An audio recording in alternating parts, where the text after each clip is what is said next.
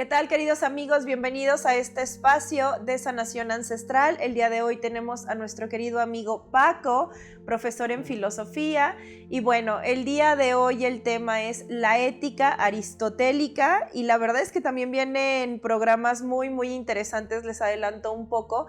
Para el 22 de diciembre vamos a tener un programa especial acerca del Maestro Jesús, pero bueno, no les adelanto más. Iniciamos con la ética aristotélica. Paquito, bienvenido, ¿cómo estás? Muchas gracias, Fer, muy bien. Saludos a tu audiencia. Gracias. Bueno, sí, el día de hoy vamos a empezar a hablar un poco acerca de la ética de Aristóteles. En emisiones pasadas ya hemos hecho una pequeña introducción a la filosofía griega y pues el día de hoy vamos a comenzar a hablar un poco acerca de Aristóteles, también conocido como el Estagirita, y acerca de tres de sus principales obras, que son las éticas, ¿no? Bueno, si me permites, Fer, hacer una pequeña introducción biográfica.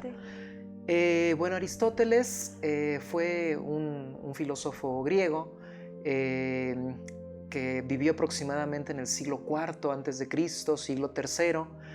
Él, a diferencia de su maestro Platón y a diferencia también de Sócrates, pues nació en una pequeña ciudad griega que se llamaba Estagira. De ahí que a él con frecuencia se le conozca más que con su nombre propio, con su adjetivo gentilicio, ¿no? El Estagirita. Desde muy joven sabemos que Aristóteles pues viajó a Atenas, porque Atenas era la capital cultural de la antigua Hélade, de la antigua Grecia, y se inscribió muy jovencito en la escuela que dirigía Platón, que se llamaba la Academia. En ese lugar pasó estudiando filosofía durante 20 largos años. A la muerte de Platón, él, digamos que tuvo ciertas diferencias con los herederos de esa institución, entró en una crisis vocacional.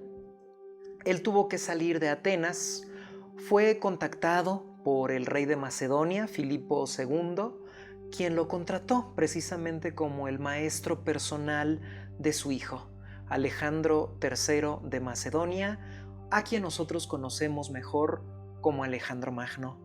La relación que existe entre Aristóteles y Alejandro Magno es muy importante para la historia de Occidente. No voy a entrar en detalles porque eso nos llevaría todo el programa. Nada más quisiera señalar que después de que Aristóteles culmina esta labor magisterial con Alejandro Magno, regresa a Atenas, trata de ingresar de nueva cuenta a la academia, pero bueno, ya no se lo permiten. Claro. Él, como ya era un hombre de edad relativamente avanzada, decide permanecer en Atenas, pero fundar su propia escuela. Él construye una escuela junto al templo del dios Apolo, el dios de la inteligencia en la mitología griega, y le llama Liceo. En esa escuela empieza a recibir muchos alumnos, a los cuales se les denomina los peripatéticos, porque ellos tenían la costumbre de hablar de filosofía mientras caminaban alrededor de las instalaciones de su institución, y a la par, digamos, de ejercer la dirección de este centro de estudios y de dar clase de filosofía, Aristóteles pues escribe prácticamente toda su obra. Aristóteles escribe sobre muchísimas materias, sobre muchísimas disciplinas, muchas de ellas las funda, ¿no? Él escribe sobre lógica, escribe sobre política, escribe sobre física, sobre astronomía, sobre poética, sobre retórica, sobre muchísimas cosas. Pero el día de hoy me gustaría que nos centráramos un poco más, Fer, en tres de sus obras clave, que son las éticas, ¿no? Las éticas. Me gustaría, si me permites poner un poquito en contexto, Fer, que la filosofía, para estudiar la realidad, pues suele dividirse en ramas. La filosofía tiene muchas corrientes, podríamos decirlo así. Una de esas corrientes es precisamente la ética. La palabra ética, Fer, procede del griego ethos, que quiere decir hábito o costumbre. Literalmente la ética se entiende como la rama de la filosofía que nos ayuda a estudiar el comportamiento humano, nuestros hábitos, nuestras costumbres y nuestro carácter. La ética no fue inaugurada puntualmente por Aristóteles. Creo que ya lo habíamos dicho en algún programa anterior, que el padre de la ética en Occidente es Sócrates, Sí. ¿no? Él es el primero que de alguna manera hace una reflexión sistematizada de la importancia que tienen las costumbres del ser humano. Pero lo que hace Aristóteles es que retoma esas enseñanzas de Sócrates, retoma esas enseñanzas de Platón y las expande, las alarga. Lo que Platón había escrito en el Critón, este famoso diálogo donde Sócrates reflexiona sobre la ética, pues es un diálogo de unas 25 páginas. Y es lo que Sócrates y Platón nos legan del pensamiento ético. Aristóteles, las éticas de Aristóteles son obras mucho más extensas, de mucho mayor dimensión, donde desarrolla ese tema con mucho más detalle y con más precisión. No sé, Fer, si hasta aquí quieras mencionar algo que se me esté pasando. Sí, y que realmente recordar o mencionar Ajá. que prácticamente Aristóteles es del que ahora en esta época actual seguimos aún utilizando en diferentes ciencias o en diferentes ¿cómo se dice? No, educativo. Todavía se siguen llevando a cabo pues prácticamente las enseñanzas de él. Sí. Él es el que deja la base, ¿no? Efectivamente, lo que hace Aristóteles, Fer, básicamente es poner los cimientos de muchas asignaturas que todavía nosotros seguimos estudiando, ¿no? Así es. Aristóteles, insisto, es el primero en hacer una clasificación, por ejemplo, de la literatura. Es el primero en escribir un libro sobre lógica, el Organon. Es el primero en sistematizar el pensamiento político. Aristóteles, Fer, decía que el ser humano es un son politikon, un animal político, es decir, un ser que hace política. El ser humano no puede estar aislado. Esa es una idea importantísima que nos deja Aristóteles. Por nuestra naturaleza, los seres humanos no podemos pretender vivir encerrados en una cueva. Los seres humanos tendemos a forjar relaciones con nuestros semejantes. Y todo lo que eso implica, ¿no? Hacer política, hacer negocios, establecer relaciones interpersonales, afectivas, sentimentales. Digamos que todo eso Aristóteles lo deja perfectamente bien planteado. En el caso de la ética, pues no es la excepción. Él es quien hace que la ética tenga, digamos, ciertas bases académicas. Recordemos, Fer, que antes de Aristóteles la filosofía no tenía un discurso propio. La filosofía se relacionaba con la poesía, por ejemplo, como lo habían hecho los presocráticos, o se relacionaba con el teatro, como lo había hecho Platón. Con Aristóteles la filosofía adquiere un discurso propio, una forma de expresión particular. Y si nos pudieras también ahí como recordar en el teatro cómo lo relacionaban para que no se nos olvide, ¿no? Que ya lo habías mencionado en programas anteriores. Sí, claro que sí. Bueno, yo comentaba que, por ejemplo, Platón, digamos que vierte todo su pensamiento filosófico en unos textos que se llaman los diálogos socráticos. Se llaman así porque, digamos que el personaje protagonista de estos textos pues es precisamente Sócrates. Pero cuando uno lee estas obras de Platón, uno en realidad se da cuenta de que son guiones teatrales. Esto tiene que ver con que Platón, antes de estudiar filosofía con Sócrates, había estudiado teatro con un autor que se llamaba Cratilo. Y entonces Platón aprendió a escribir obras de teatro. Y hasta su muerte, digamos que la forma como él trató de exponer su filosofía fue a través de libretos teatrales. Aristóteles ya no hace uso de esa escritura. Aristóteles ya no introduce personajes, ya no introduce diálogos, ya no introduce espacios como en una obra teatral. Él hace una exposición de su pensamiento de una forma ya, digamos, muy sistemática y muy filosófica, ¿no? Tal como lo entendemos todavía en la actualidad. Claro. Las éticas son ejemplos clarísimos. A Aristóteles no le bastó con escribir una sola ética, no escribió un solo libro de ética, sino que escribió 3. La más importante se llama Ética a Nicómaco o Ética Nicomaquea. ¿Por qué se llama así? Muy sencillo, porque esa obra Aristóteles se la dedicó a su hijo, que se llamaba Nicómaco. Entonces fue de alguna manera como una obra con la cual Aristóteles, además de haberle dado la vida a su hijo, ¿no? Trató de legarle una enseñanza de cómo tenía que vivirla. Es decir, hijo, no solamente te doy la vida, sino que te digo cómo tienes que vivir. Las herramientas para bien vivirla. Claro. Entonces, cuando uno lee la Ética a Nicómaco, pues uno se encuentra con una obra de filosofía, pero con una obra también muy conmovedora por todos los temas que trata. Y si te parece bien, Fer, me gustaría que hiciéramos alusión a algunos cuantos de esos temas. Claro, adelante. Lo primero que me gustaría mencionar, Fer, es que, bueno, según Aristóteles, el fin último de toda la vida humana es lo que los griegos llamaban la eudemonía, ¿sí? Que nosotros, haciendo una traducción literal al español castellano, podríamos mencionar como la felicidad, ¿no? La eudemonía o la felicidad.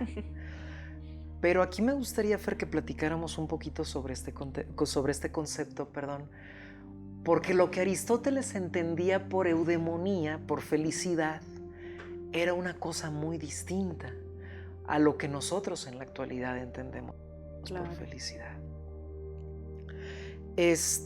Yo a mis alumnos generalmente les hago la advertencia de que muchas veces el mercado, las grandes tiendas, nos quieren vender la felicidad como si fuera algo que se puede comprar, que se puede consumir.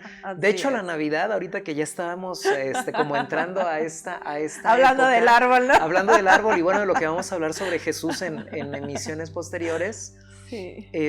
Tiene mucho de eso, claro. ¿no? Esta idea de que la felicidad se puede comprar, de que la felicidad se puede regalar, digamos, en una simple mercancía. Yo a mis alumnos siempre les pongo el ejemplo, Fer, de las compras en línea. Les digo que desgraciadamente nosotros nos estamos volviendo compradores compulsivos. En búsqueda de la felicidad, nos estamos haciendo esclavos del mercado. Y esto tiene una forma de operar en nuestro cerebro que de verdad es una cosa muy maligna. Mira, por ejemplo, Fer, cuando uno entra a una tienda en internet, no sé, por ejemplo, bueno, no voy a decir marcas ni nada, pero cuando uno entra a esas enormes tiendas y que tienes ahí todo su escaparate de novedades, tu cerebro empieza a experimentar ciertas reacciones químicas que te hacen sentir bien. Serotonina, oxitocina. Todo eso, ¿no? Que algún químico lo podría explicar de una manera más detallada. Eso empieza a trabajar en tu cerebro, te empiezas a sentir bien. Cuando das a añadir al carrito y confirmar compra, digamos que tu felicidad, entre comillas, llega al máximo, ¿no? Esta sensación de bienestar se mantiene solamente durante el periodo que tu paquete tarda en llegar de la tienda a tu casa. Y entonces estamos con nuestro teléfono o con nuestra computadora, buscando la guía de rastreo, ¿no? Para ver dónde viene nuestro paquete. Llegan a nuestra casa, nos tocan, llega el repartidor, sentimos así como el éxtasis absoluto. El repartidor se va, ponemos nuestra cajita en la mesa, la abrimos y esa felicidad se desvanece. Sí. Pero nosotros acostumbramos a nuestro cerebro a replicar esa experiencia. Entonces vamos de nueva cuenta a la plataforma de esa tienda y tratamos de hacer otra compra para tratar de prolongar nuestra sensación de felicidad. Y hay que decirlo, Fer, para Aristóteles, la virtud es un hábito, como también lo es el vicio. Sí. La virtud y el vicio no son más que hábitos. Cuando tú haces ciertas cosas durante determinado tiempo, eso se queda en ti como una virtud o como un vicio. ¿Sale? Entonces, ¿qué es lo que hacen estas tiendas? Que nos esclavizan. Nos generan un hábito y pronto nos volvemos adictos. Y es una adicción cercana al alcohol y a la drogadicción. Totalmente. Y Aristóteles... Y no solamente eso, ¿no? Ajá. También a temas sexuales, Pornografía, tabaco, pornografía, todo. Sí, claro. Bueno, ahorita que lo mencionamos y que estamos aquí frente a la audiencia, dejen de ver pornografía. De verdad, la pornografía daña el cerebro como no tienen una idea. Son adicciones que nos doblegan. Y hay que recordar que una de las grandes enseñanzas de los antiguos filósofos, Aristóteles mismo lo decía, es que el primer dominio que tiene que ejercer un ser humano en el mundo no es sobre las otras personas, sino es sobre uno mismo. Sí. Cuando tú no eres capaz de dominar tus propios impulsos, estás perdido. Cuando necesitas entrar a ver pornografía, cuando necesitas consumir alcohol, cuando necesitas de drogas, cuando necesitas de todo eso, ya no estás obedeciendo a tu propia voluntad. Estás obedeciendo a tus instintos y eso te está esclavizando. Sí. Hay que recordarlo, quien atiende a su razón es un rey. Quien atiende a sus instintos es un esclavo. Eso siempre hay que recordarlo. Entonces Aristóteles dice que eso no es la felicidad. La felicidad tiene que ver con hábitos saludables. Tiene que ver con costumbres, con la ética, con el ethos, con cómo forjamos nuestro carácter. Mira, yo a mis alumnos, Fer, siempre les digo que la forma como nos va en el día a día, muchas veces no está en nuestras manos, porque hay muchas cosas que escapan a nuestro control. Claro. En ese sentido, hay días mejores y hay días peores. Pero la primera victoria que uno se tiene que asegurar, independientemente de cómo nos vaya en el día, es tender nuestra cama. Eso yo siempre se los digo a mis alumnos. Lo primero que nosotros tenemos que hacer cuando nos levantamos en la mañana es tender nuestra cama. Porque cuando nosotros salimos de casa, independientemente si nos va muy mal, si todo nos sale mal, de la forma como no lo esperábamos, al regresar a casa, Fer, y llegar a nuestro cuarto, recordaremos que por lo menos tuvimos un triunfo. Claro. Que fue tender nuestra cama. Sí. Y los hábitos, Fer, nos dice Aristóteles, se construyen desde lo mínimo. No es que debamos tener una gran fuerza de voluntad como a veces se piensa. Es que tenemos que empezar a cambiar las cosas más minúsculas de nuestro día a día. Y cuando empezamos a cambiar las cosas minúsculas de nuestra día a día, es que nos acercamos un poco más a la persona o a las personas que queremos ser. Claro. Voy a hacer un paréntesis poquito. Esto se me hace muy interesante porque justo en las redes o en línea como tal, en el internet, pues vemos que te dicen, métete a este reto, lo vas a poder conseguir en 21 días, en un mes, en 40, no sé, cada reto es diferente, ¿no? Y a veces, como tú lo mencionas, si no comenzamos por un pequeño hábito, que es como el tender tu cama o asear tu recámara, ¿cómo quieres lograr entonces el paso Z? ¿Sí? si no Sí. estás empezando o iniciando por el A. Entonces, esto que mencionas es sumamente importante porque los grandes hábitos comienzan con pequeños cambios del día a día. Sí, sin lugar a dudas. Eso es la virtud y eso es la eudemonía. Incluso Aristóteles, Fer, iba todavía más lejos.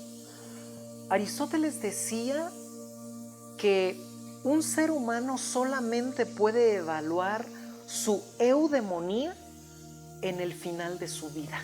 Sí. Porque él pensaba que, por ejemplo, un joven de 20 años todavía no había vivido lo suficiente para determinar qué había existido más en su vida, si felicidad o tristeza. Solamente cuando nosotros estamos en los 70, en los 80 años, que hemos tenido, digamos, la fortuna de tener una existencia prolongada, nosotros podemos voltear en retrospectiva y evaluar qué tan bien vivimos, qué tanta eudemonía logramos conquistar. Para hacer los grandes cambios, Fer, como bien lo acabas de señalar, tenemos que empezar por lo pequeño. Si tenemos un problema, por ejemplo, con nuestra alimentación, tenemos que empezar por ahí. Tratar de cambiar nuestra dosis de ingesta de alimento. Si consumimos refresco, hay que dejar eso. El refresco también es un veneno. El refresco es algo que nos daña terriblemente. Hay que tratar de ingresar en nuestro cuerpo solamente cosas que nos hagan bien y empezar poco a poco. Cuando pasan varios días y nosotros logramos conquistar esos pequeños hábitos, después nosotros ya tenemos un carácter, ya tenemos un temple. E incluso, Fer, nuestro paladar cambia. Sí. Nuestros impulsos sexuales cambian. Sí. Nuestros impulsos de consumo cambian también. ¿Sí? Se modifican, pero tenemos que empezar desde lo pequeño para ver cambios grandes. Sí. ¿No? Esa es una enseñanza aristotélica. Claro, claro. Bueno, eso por un lado, eso por el lado de la eudemonía. Otra cosa que Aristóteles nos refiere en sus éticas y que creo que también es importante subrayar es el concepto del aurea mediocritas. Literalmente el término aurea mediocritas o la expresión aurea mediocritas quiere decir como el medio de oro o el justo medio. Aristóteles nos dice que para alcanzar la virtud, los seres humanos siempre tenemos que huir de los excesos y tratar de llevar una vida equilibrada. En la época contemporánea, Fer, también parece, y esto lo trae, fíjate, sobre todo las nuevas generaciones, se nos vende la idea de que los grandes placeres de la vida es lo que se consigue de forma instantánea o lo que consigues incluso en tu juventud. E incluso hay un mensaje perverso que nos hace creer que la única etapa de la vida que merece ser vivida es la juventud. Sí. Y que cuando somos viejos como que ya somos materia desechable y así de ya pásale para que dejes a los otros vivir, ¿no? Sí, es verdad. Fíjate qué interesante, Fer. Las civilizaciones primitivas respetaban mucho más a sus ancianos, sí, de como lo hacemos nosotros. Claro. Y tiene mucho que ver con esto. Porque para Aristóteles, insisto, la virtud no puede estar en los extremos. La virtud siempre está en el justo medio. Todos los sentimientos humanos, dice Aristóteles, tienen que ser equilibrados, porque si se desplazan a las orillas, pueden convertirse en material nocivo y perjudicial para nosotros. Hay ejemplos muy claros que creo que ya te he comentado, Fer, pero si me permites lo voy a repetir frente a las cámaras. Adelante. porque me parecen además los ejemplos más ilustrativos. Hay que pensar, por ejemplo, en el miedo, en el sentimiento del miedo. El miedo es un sentimiento humano que todos tenemos. Pero si el miedo lo experimentamos en grandes dosis, el miedo nos puede paralizar y nos encerramos en nuestro cuarto y ya no salimos de ahí porque sentimos que el simple hecho de estar en la calle ya supone un riesgo para nosotros. Pero el otro extremo, pues es carecer absolutamente de miedo. Y entonces si nosotros carecemos absolutamente de miedo, dice Aristóteles, nos ponemos en situaciones de riesgo absurdas. Atravesamos la calle sin voltear a ver a los costados. O metemos la mano en el fuego o en el horno, digamos, sin haber visto si está encendido o si está apagado.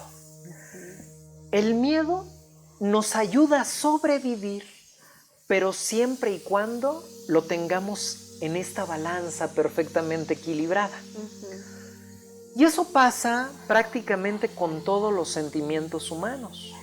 El amor es otro de ellos. Si nosotros no somos capaces de experimentar una pizca de amor, somos personas crueles. Sí. Pero si experimentamos un exceso de amor, somos el tapete de los demás. ¿Sale? Entonces Aristóteles dice que hay que sentir amor en el justo medio, donde seamos capaces de amar, pero también nos sepamos dignos de ser amados. Y eso pasa absolutamente, insisto, con todos los sentimientos humanos, con la justicia. Si tenemos un exceso de justicia, somos severos y no somos capaces de perdonar. Pero si no tenemos justicia, entonces somos permisivos y no somos capaces de poner límites. Claro.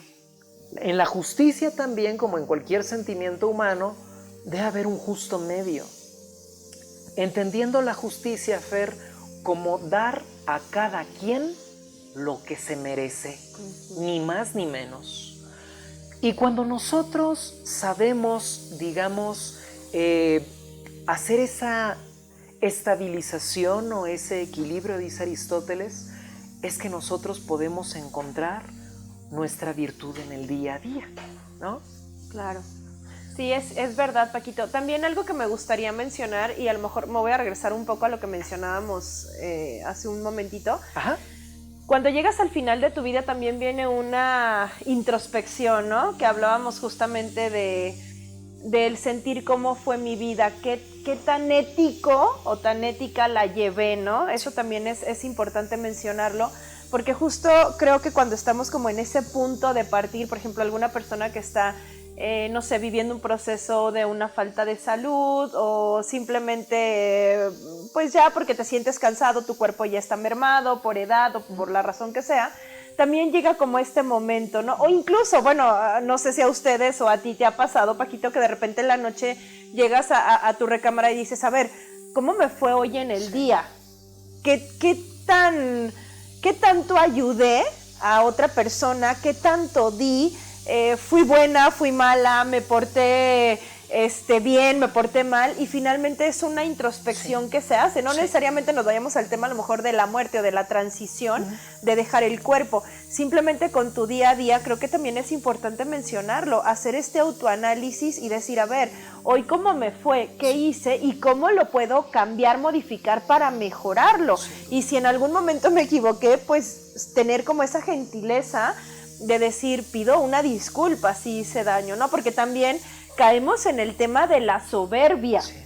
Y al ser soberbios, no te importa si la otra persona sufre, si no sufre, si le fue bien, si le fue mal, si le gritaste, si lo insultaste, a lo mejor hasta si ibas en la calle y viste incluso hasta un animal, hombre, que necesita... te voy a platicar, voy a hacer un paréntesis.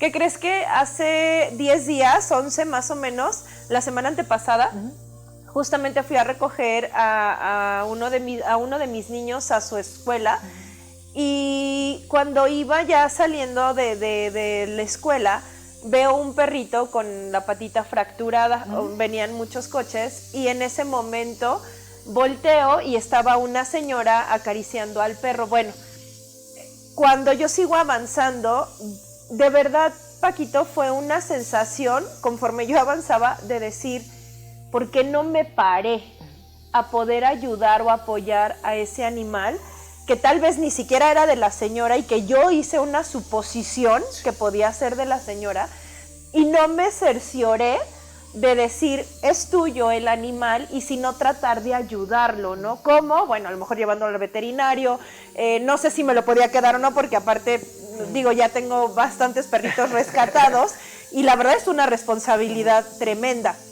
Entonces, pero muy bonita obviamente, pero lo que en mí pasó, Paco, es que conforme yo avanzaba, empecé a sentir una tristeza profunda. Sí. Comienzo a llorar porque dije, hey, tú puedes hacer la diferencia para ese animal. Entonces, ¿qué hago? Regresarme, porque digo, no está así como que tan fácil el retorno. Me regreso y cuando regreso ya no encuentro al animal. Yo me quedé con este sentimiento y de hecho lo anduvimos buscando, le pregunté porque enfrente hay una abarrotera, pregunté que si habían visto al animalito, él estaba afuera justamente con una señora, ya no vi a la señora tampoco.